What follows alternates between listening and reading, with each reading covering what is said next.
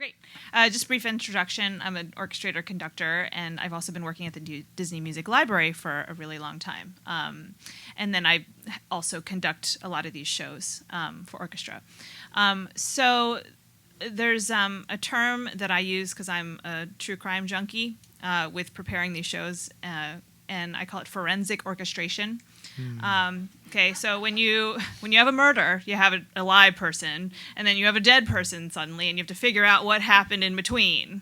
And that's essentially what preparing these shows is you have the original scores. In this case, it was Nightmare Before Christmas, and they were handwritten scores.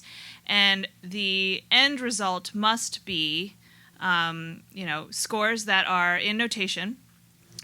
They must be orchestrated for an everyman orchestra. And when I say that, I mean, there's rules.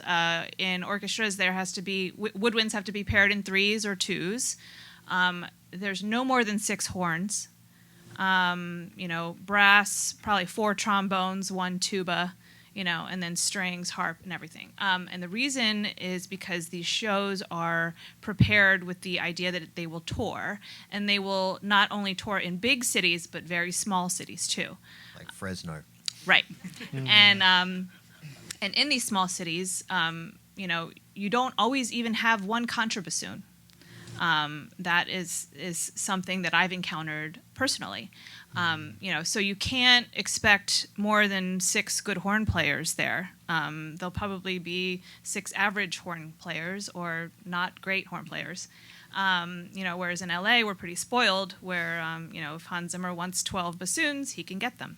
But that's just not the case in these smaller. So with forensic orchestration, there's a lot of steps that go in from the beginning where a score is recorded, and then there's changes on the stand, which I don't know if Tim wants to chime in because he's always, recording these scores. I would just say not many of them make it into any record. If you've got a good librarian, they're going to sit there and mark up a PDF, hopefully.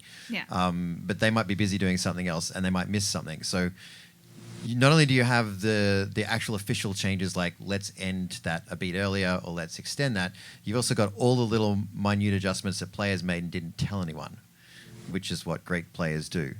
You might have written something impossible. They're like, they won't notice if we just leave half the notes out of a run, which is really common in violinists. You see them just start there and because you've written 12 notes over a beat and they just physically can't do that.